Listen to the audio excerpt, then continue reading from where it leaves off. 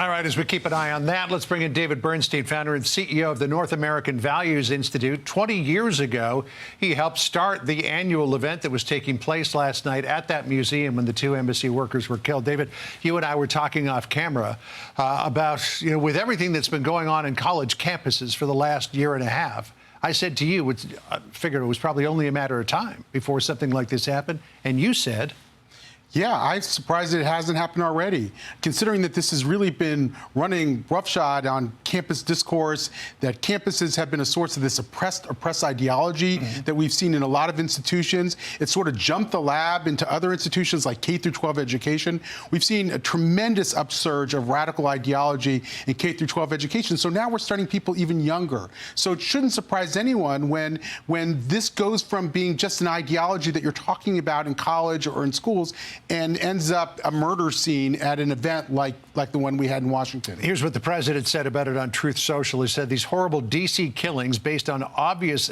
anti-Semitism must end now. Hatred and radicalism have no place in the United States. Condolences to the families of all the victims. So sad that such things as this can happen. God bless you all. There would seem to be no question that this is a hate crime. Would you agree with that?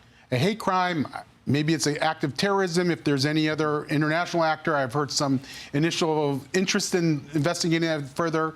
But I think what we're seeing here is probably homegrown, and it's what's crazy about it is it's not just a radical ideology on the left, but it's a convergence of radical Muslim ideology and radical left-wing ideology. And what this ideology does is make young people very susceptible to this to radical Hamas-style ideology that they then take, and somebody, it might not be everybody, but somebody will do what we saw Elias Gonzalez do yesterday. Right.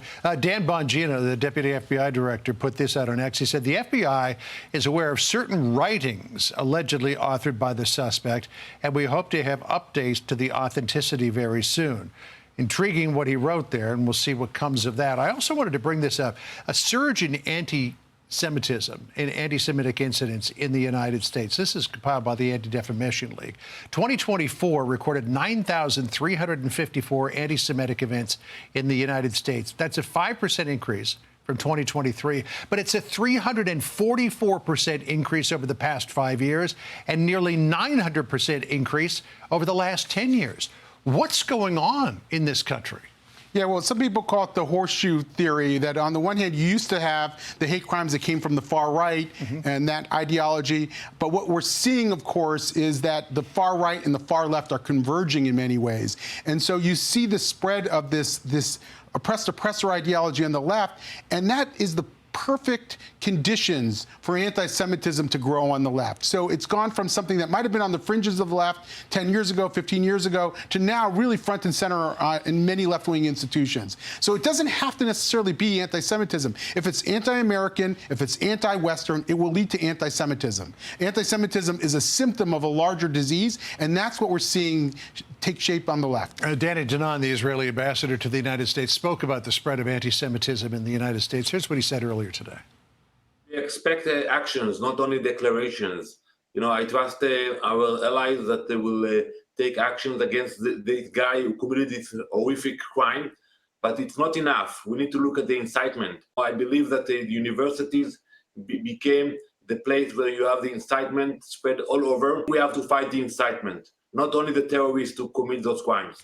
Again, it's this idea of incitement, and for so long, the university's gotten a little better, particularly under the guidance of Claire Shipman at Columbia University, at cracking down on this. But it was allowed to fester for a year or more. Oh, it was unbelievable. You had these encampments. You had students that were preventing Jewish students from going to the library or going to class. And to think that that was somehow permitted under the guise of free speech, that is not free speech. That violates laws. That violates the campus's own stated rules.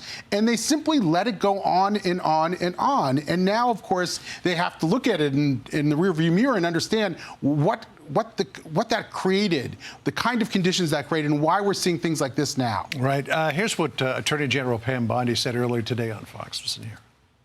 They had their entire lives in front of them, and now it's taken away.